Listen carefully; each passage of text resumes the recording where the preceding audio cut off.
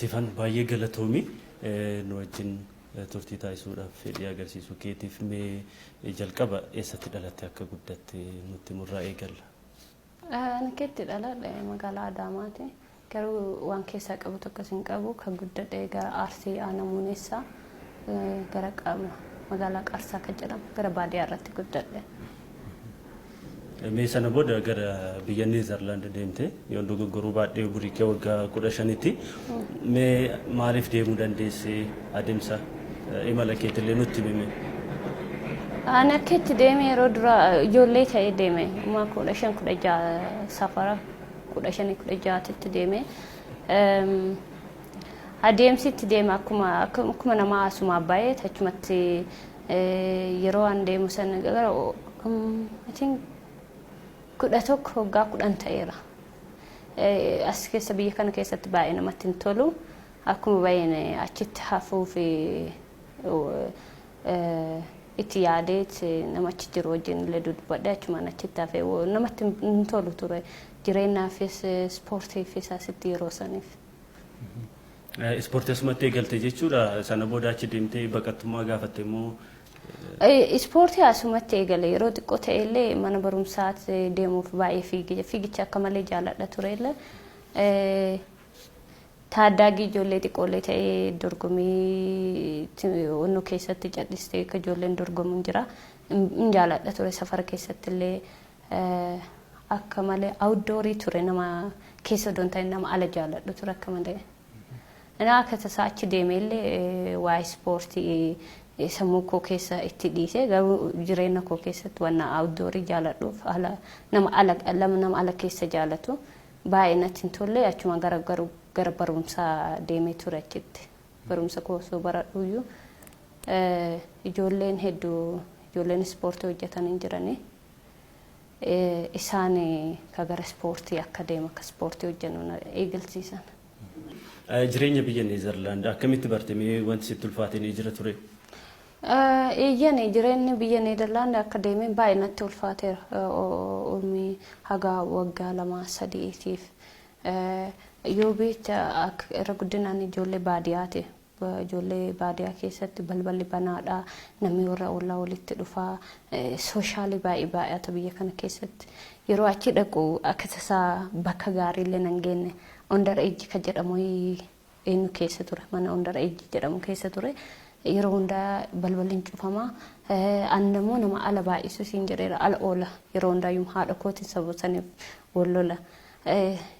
yeroo hundaa mana oolanii barumsa makiinaa yoo deebinu gara manaatti onnu geessan baay'ee cinqii guddaa keessa afaan hin beeku nama tokko nama Oromoo hin argine nama Oromoo dhiisi nama Itoophiyaatiin yoo waliin argine rakkadhaa ture waggaa tokkoof achillee ka'eeti. Injiraanni yaaddi biyyaallee sammuu koo keessa deebi'aa ture qilleensi biyyaallee garagara ture achi akka malee qorra yeroo ganna 6-4 6-5 akka malee qorra baradoofaa ture yeroo bonnaa humaan jedhu halkan illee eegdu kootiin biyyuma kana argaa ture waggaa 2-3tiif alhamdulillah saniin booda waggaa 2-3 booda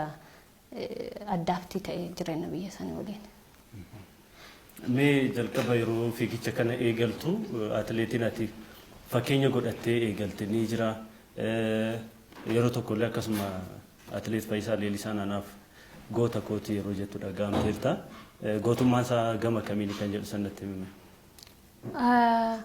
Actually an atleetii eenyu jedhee atleetii ilaalee akkas ta'a jedhee ka eegale tokkollee hin jiru. Ani intala musliimaat warri koo islaamaa kanaafuu gara fiigichaa kan akkas ta'a kana wanni jedhamu tokko hin jiru. Asitti illee cadhiseetumaan taaddaagee akkas waliin fiige malee diriimii guddaa kan qabu tokko sin turre ana biratti. Biyya alaa deemee achitti ijoollee astamaariin kiyya tokko ka fiigicha jaalatu jira. Ispoortii akka malee barbaada. Ispoortii ispoortii hojjechuu barbaada. Birri kafaluu qabda ispoortii hojjechuuf an birri deemuun qabu tamaariidha. Tamaariin biyya alaatti baay'ee rakkisaadha akka biyya kanaatti miti guyyaa tamaaraa galgal hojjedhaa ture. Asamarii san wajjin bakka fiigichaa dhaqee namitti wayiin argite mucayyoon kun taalentii akka malee qabdi fiigicha eegaluu qabdettee caammaa naa bitteet warra achillee warri akka tasaa rabbi jaalala isaanii naa kenneeroo gisee hundaayyuu gara gaarii na gorsanii isii biratti eegalee achumaan barumsa narsii kan jedhu jammara afaan isaanii fixee waggaa 3 akkas taa'e narsii sanirraan akka malee natti ulfaate beektaa gara magaalaa biraa qayyarame namicha Oromooti gara Shawaa kan addunyaa xinaafa jedhan yoo an fiiguun argee si hojjechiisaa naan jedhe waan hundaa si qarqaraa naan jedhe garuu inni barumsa dhaabi naan jedhe isaan waliin galle oduma jidduu kana keessa inni illee na qarqaaruu osoo hojjedhu akka tasaa Dutch Federation asalxaanii argadhe ufumaa na waame nusi qarqaarraa kootuuti waan hundaa nusi qarqaarraa kiraa manaallee waan hundaayyuu jecha ispoortii kootuu kee hojjeta mana barumsaallee wajjina si haasayaa akkati guyyaa lama ispoortii hojjeta guyyaa 3 timirtii kee barattu naan jedhe barumsa koolla akka malee jaalladhaa ture inni akkasi haasa'e fokkosii gara lachuyyuu timirtii kootii barumsa kootii fi ispoortii kootitti illee fokkosii godhe alhamdulillah gara 2012 isa bira dhaqe 2013 faranjiidhaan jechuudha 2013 akka malee suksesii ta'e oduma beeki daa'imman liigii galee daa'imman liigii gaarii fiigee sa'aatii minimaa fidee 2014 actually ijoollee top the world jedhamu keessatti galee ijoollee olompikii kanneen fiigan mo'achuu jalqabe successin ki actually akkuma nama hadda ka'ee boru succesii ta'e alhamdulillah ageessi asnatti ulfaate malee ana gara kootiin difaay fayyisaa dhamuun fayyisaan baay'ee uummata Oromootiif godheera gochi qarshii qofa gochi waan biraa qofaa miti yeroo olompikii nama miiliyoona meeqatu laala achirratti mudhisee rakkoosa mudhisee nama hedduu adiidhaan dhufee maali jechuudha harka kana godhuun jedhanii kana gaafataa turan nama sanitti yoo hime warra adii sanitti kataanii bu'anii jira rakkoo akkan ara biyya keenya piisitu jira miti naganaan jedha lakki እና baay'ee beeksiseera miidiyaan dammoo yeroo kana miidiyaa hojjetaa jira miidiyaan dhugaa haqaayyuu dhossee soba alatti baasaa jira fayyisaan gini miidiyaan wanni sun akka mul'atu godhe saniif akka malee isa dinqiseeffadhaan mee waa'ee barnoota narsiingii si gaafachuuf ture maalirraan geessee jirta yeroo ammaa kan noo atleetiksii qofa immoo hojii biraa kan dabalataa qabdu barumsa narsii waggaa 2 baradhee yeroo san 2012 jammare waggaa akka dhufee yeroo dura waggaa 3 barumsa barataa ture barumsa afaanii fatanaa darbuuf hagam dandeettiin akka ta'e achumaan 2012 narsii jammare 2012 narsii baradhee tartiinii baradhee waggaa 2 baradhee dhaabe sen booda akka malee biizii fiigichuu yoo rakkisaadha isa achumatti dhaabe waan biraa wanna hojjedhuun qabu yeroo kanatti fiigichaan ala keessattuu yeroo darbe shaampiyoonaa addunyaa irratti meetira 10,000 fi 1,500 warqee argattee jirta injifannoo guddaa ture keessattuu meetirri 10,000 kan atleetonni biyya Itoophiyaatti beekamanidha siifi kaadda ta'e qaba dorgommii sammuu achuun kee baay'ee waan adda ta'e naaf qaba ani actually fiigicha dheeraa zuurii baay'eetu jaaladhu boring na fakkaata waan si'eessoo waan ati muddamtu waan ati fakkaane jiruu kootira fiigicha dheeraa yoo maratoonii ta'e akkas afoota malee akkas waan ati naannaan kana hin jaaladhu jiruu kootirratti abadan hin fiigu jedhaa ture gara waggaa tokkooti asalxaanyiin koo 10,000 yoomiif qajeelchaan beektame yoomiif hin jaalata yeroo training hojjennu zuurii hojjennu kan inni akka malee jaalata an akka malee jibba atlee 10,000 fiddaan an jedhe and just keep dreaming tasayyaade waan akkasii jedheen waan ani yaadoti natti nimtu naan jedhe chisuuti jedhe atiin 500 koo gaariin ture na fakkaate bigin year irratti shangaay kabaabii baay'ee bada ture ramadaana keessa illee ture baay'ee bada ture chumaan aare okay kaati jette nan godha jedheen 10,000 jettum fiiga I wanna punish myself waa uftaaris punish godhu barbaada jedheen baay'ee gammadee okay naan jedhe ihe warqee argadha alhamdulillah wanarraa argadhe yeroo jalqaba ani waan speedii 500 faati speedii akkuma 500 speedii waan ta'eef yeroo jalqaba waan suuta deemnu bakka malee eenyu na godha natti hin tolu waan dadhabe natti fakkaata yoo garuu gara eenyurra deeman natti tola maaliif speedii fuulii deemaan jiru suutallee waan deemaan jiru fokusii irratti godha baay'ee gammadeera actually injoo godhe akka malee. Mee gama biraatiin atileetonni dhalootaan Itoophiyaa ta'anii biyyaalee birootiif fiigan hedduudha keessattuu biyyaalee Arabaatiif jechuudha. Ati Itoophiyaadhaaf osoo fiigee jettee yaaddee beektaa? Gama Itoophiyaatiinis immoo qaamni Itoophiyaadhaaf osoo fiigdee dheesii gaafate tarii federeeshinii atileetiksii irraas ta'uu danda'a, aangawoota mootummaa irraas ta'uu danda'a namni biraallee. Namni na gaggaafateera gara kootiin ani odoo fiigee jedhee hawween beeku yoo biyya Oromoon bilisa baate biyya Oromoo. Gara kootiin gara hawwee hagas hundan beeku Itoophiyaaf nan fiigaa maaliif ijoollee hedduu qaban. Ijoolleen hagas hundallee odoo gahee guddaa qabaatan hin baane hin jiran bakka guddaa hin geenne hin jiran. Ijoollee hedduu isa odoo qarqaaranii sirriitti ijoolleen bakka guddaa irratti hojjetanii jedhanii anillee ittan hinaafa sila akka isaanii odoo ta'e isaan bira ta'e isaan ijoollee isaan irratti hojjenne ijoollee amma fikootiif yoomeef na biratti hojjeta rakkoo meeqa keessa darbaa jira kanaafuu I have never think about it. Duga nama akka malee talentii qabu nama akka malee odoo 5,000 10,000 barana akka fiigu goosisanii mucaa warqee lama argatu ture.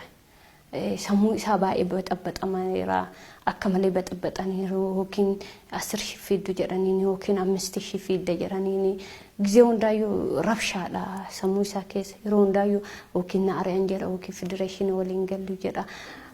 baay'ee wanna isarratti argu inawu alhamdulillah jira actually bagachi bay jira I think haga darartun seente kana wayna fakkaata siraafi jira maybe take time angara godin no me garo son Ethiopia jira haga ma milkoofte kana nam milkaa jette yaada milkaa'een milkaa'uun danda'u utaayoo radii guddaa keessa waan darbunatti fakkaata waan rabbi si galmeesse waan hin dhabneef waan milkaa'uun natti fakkaata garuu maal beeka waan dhaabullee natti fakkaata hagas hundatti gistii wannoon qabu patientiin qabu yoo safarii nama godhan yoo yoomeef irratti yoo argu yeroo tokko tokko aboottiin dhiisuu wayyee jedhaan innuyyuu gizee meeqatti dhiisa manaamin akkas godha sammuun isaa actually champion ajjeetu lama yoo hafa akka malee rakkoo guddaa keessa arrafee hojjetu dhiise wanna biraa yaaduudha maal beekan imagination is of godhu sin barbaadu Meati fageenya garaagaraa infiigdaa hagasuma milkaa'aa jirta sababni isaa maal inni jettee amantame sababni isaa treeningii sirriitti hojjechuudha tigistanya ta'uudhaan kanaan durallee taalenti mamma qabu qaba hojiilee hojjedheera garuu tigisti sirriitti hin qabu ture ammuma waan hundaayyuu amma godhuuf qaba dorgommii seenaa illee muddama waan muddamuuf hin balleessa ture ginaa waggaa lamaansa 2007 irraa qabe yoomuu tamullee kamuu addees kamuu tamillee irra deemee ilaala dorgommii koo patientii hedduu qaba ture patientii hedduu waan qabuuf waan hundaa waan godhu itti yaadeetu muddamu dorgommii keessatti muddamu itti yaadeeti irra guddina tireeningiidha buqaa waa hedduu waan qabdu hunda sa'aatii kee koostii godha maybe connectii ijoollee hiriyaa kee wajjin qabdu connectii warra kee waliin qabdu kan hunda sirraa fudhata yoo debesti irrasokin achi geette bakko igawtaat kan hunda dhiifte waa misaarra fokusi ganama galgala hojjechuu wama xixiqqishuullee ta'u wan just learning namni fiigite luka qofatti fakkaata waa hunda learning nyaata kee training akkam hojjetu jiimii fiigicha waa hedduu walitti qabateetu it cost time hedduu fudhata Nama biyya Neezerlaandiif fiigaa jirta rakkoo biyya Itoophiyaa keessa jiru natti himtee jirta haalli ati jiru maal fakkaatame si kunuunsu keessattuu atileetonni biyyaalee biroo yookaan dhalootaan biyyaalee biroo ta'anii biyyaalee Awurooppaa tokko fiigan immoo كساليلان سيجمع كان الرب سوم فايرو رتك كابوني مدتا نملت سين سرتك كبيبيكا أنا جرا كوتين I think واي كنونسا جرا أرشيتين كاسي كلبي كان إثيوبيا تبع تنافكات جولي لافكات وكان جولي تديكون إثيوبيا كيسنا مهدو أرشي جايا هنكب كأنه كجولي كركار كان كلبي كيدو بقى تاني باي بريد إثيوبيا كيست وانا جالر نيجرلاند كيس إنكابني وانا كسي كلبي يوتايس ستوا كفل كان فهم الرجود نجولين توك أكين سبب سن وكي وجهتها فيجو قبض مالي كلبي سكركاري فيجي في إنه خطاتو إنجرو غارو نما أكاكوتي نما غنما أولكادة مو في إثيوبيا موي نما أكاكوتي بكا غاري جاي كنافي فيدريشني ولي لولتو تيك نجرو تيك أباتي ساعتين كي غاري تاي علميرتي توبي تري تاتي جنان يرو سنرة ساعتي سنرة غاري تانان مالسي غونا مالسي تانا ترين كام بيوم كم ديم تكم سي غونا جراني كسي كونو سنة إسان بيا كم تما أيارين غاري دا كليسي بيا كم الرغاري يرو أمانو غرا كتا بردو تاي إثيوبيا يوديمتي هوتيلا كيسي كفلا نياتا كيسي كفلا جراني كان سيكون إنسان يو أسيتي كليسي بداتا يوكي كينيا ديم وكي أكس كانان وهم براتي وان سبرت آبتني وانا دندانين يو لفتسون أو أتاي أو أسانا كمتاكا براتشو بربادو ديميتين فيزيتي ودي تربان تقولي تاي نوك أرشين سبرت آبنا يا دان اللي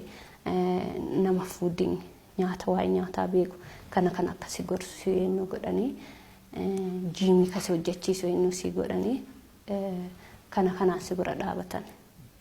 ne halilan yo kan racismi wanti simdati jira kala dura makasi ana namni tokko ka yero dura do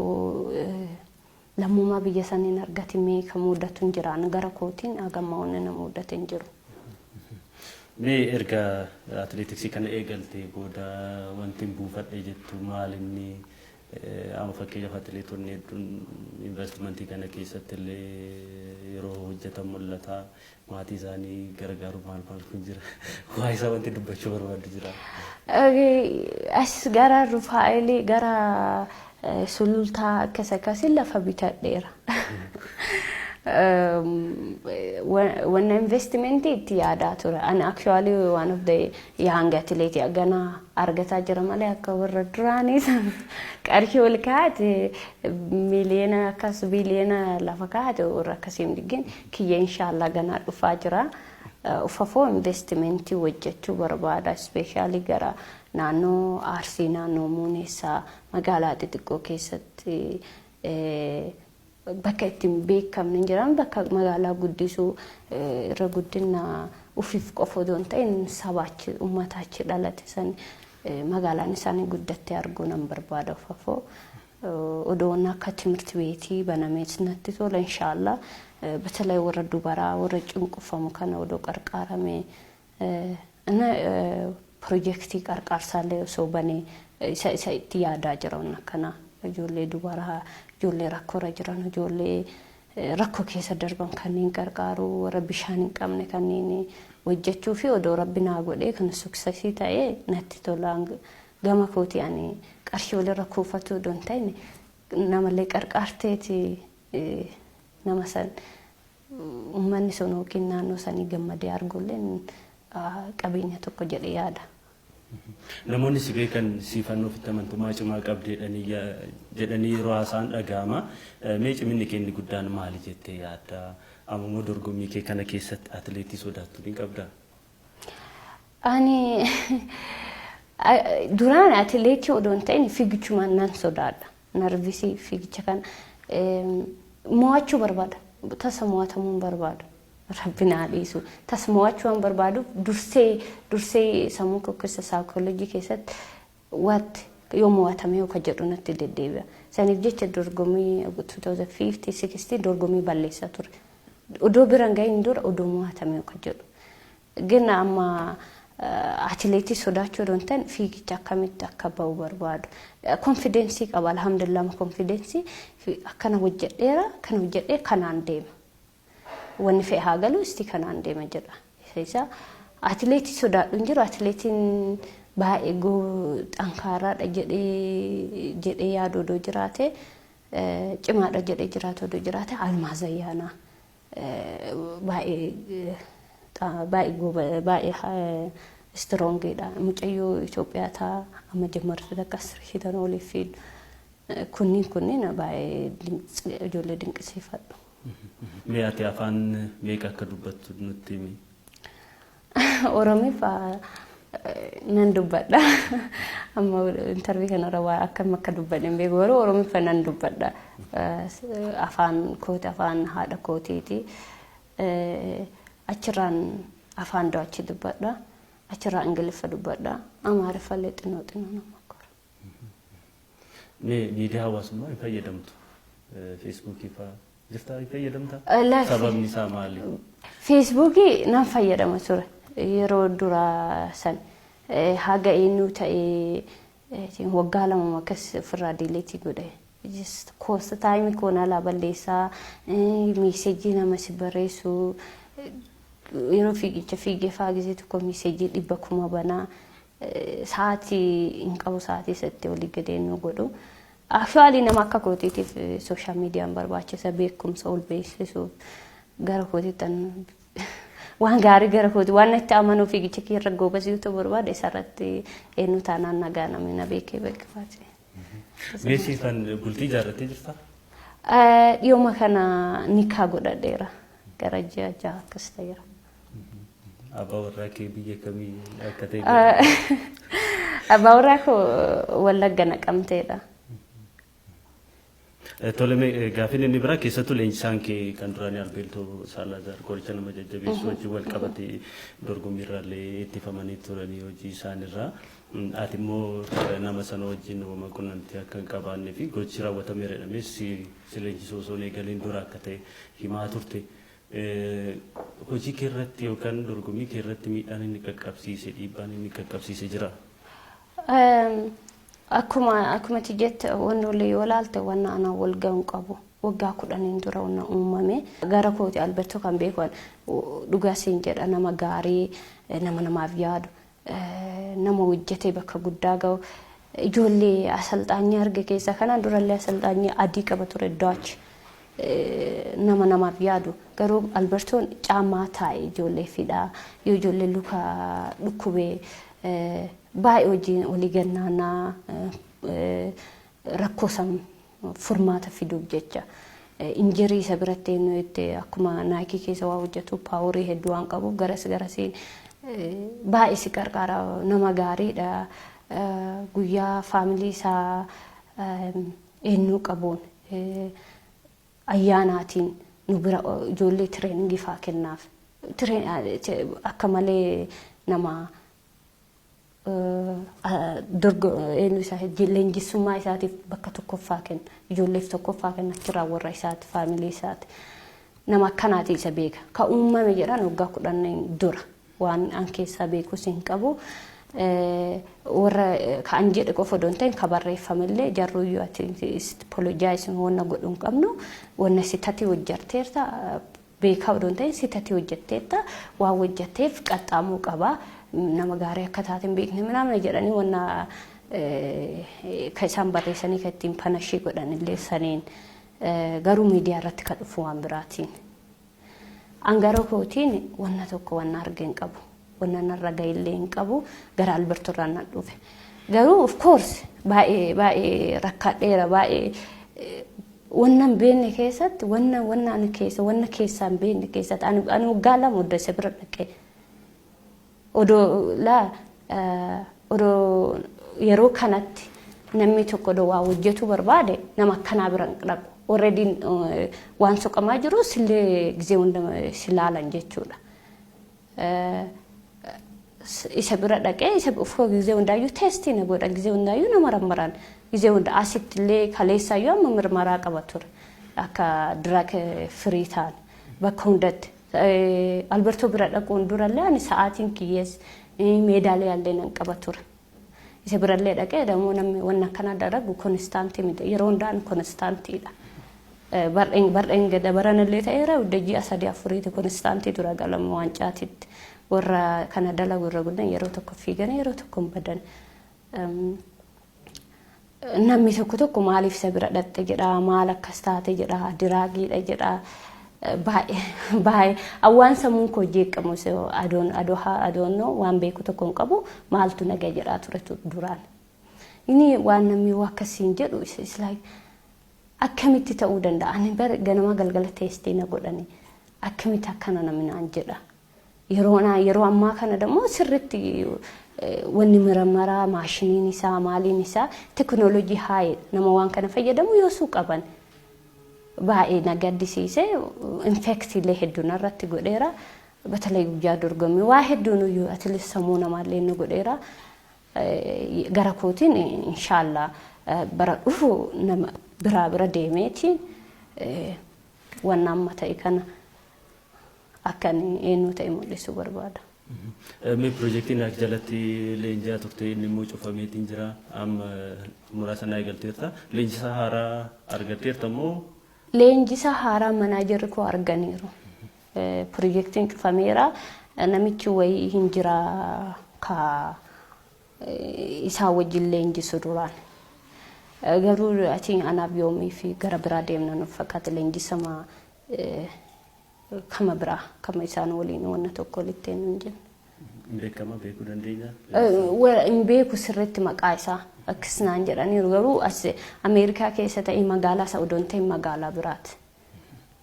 Atlet dubartii cimtuu bara kanaa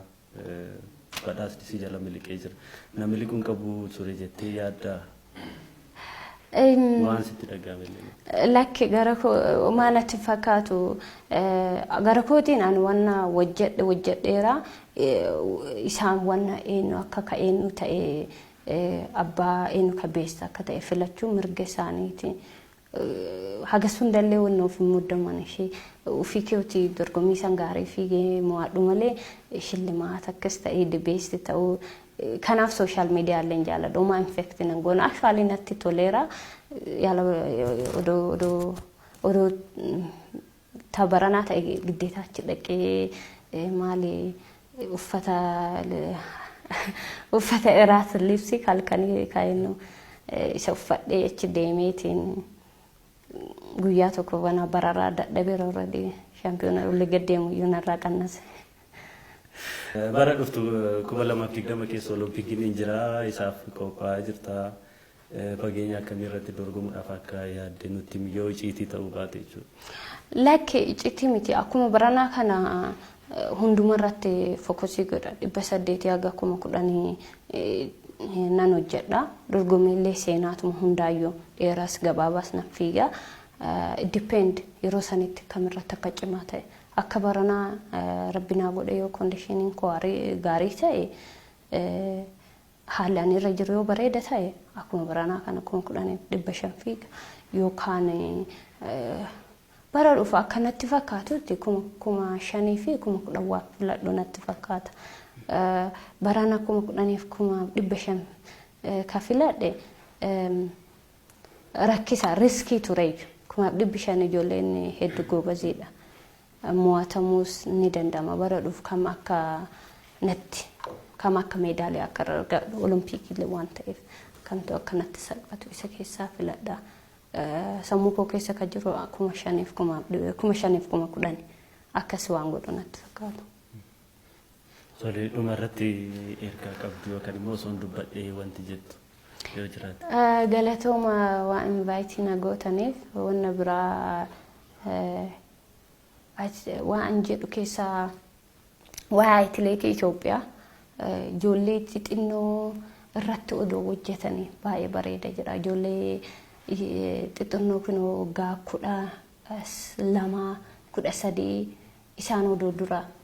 biyyuma hundarraa deemanii especially Oromiyaa irra deemanii odoo laalanii hagam akka taalentii yoo san baafachuu danda'an amma garuu taalentii addaana hin wal jalaa dhaheera hundi isaaniitu wanna waggaa meeqa hojjetee dhufuuf sirriitti hin beekan.